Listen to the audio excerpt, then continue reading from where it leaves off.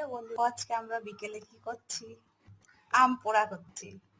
এই দেখো, আমটাকে একটু পুড়িয়ে নিলাম, তারপরে একটু ধনেপাতা পুদিনা পাতা এটা একটুখানি মিক্সচারে করে দেবো, আর নিয়ে নিলাম বরফ।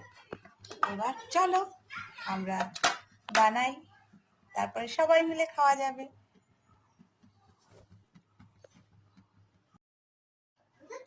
দেখো হয়ে গেছে আমার আম পোড়া। দেখো জলগুলো গরমের সময় এরকম আম পোড়া এক গ্লাস জল খেলে উফ, সত্যি। দেখো কেমন হয়েছে, আমি একটু খেয়ে নিই, তারপরে তোমাদের বলছি কেমন হয়েছে।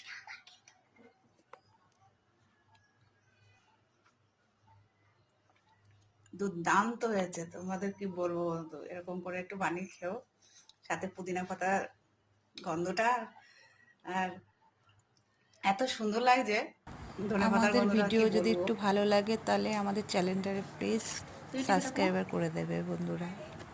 টাটা। সত্যি সুন্দর হয়েছে।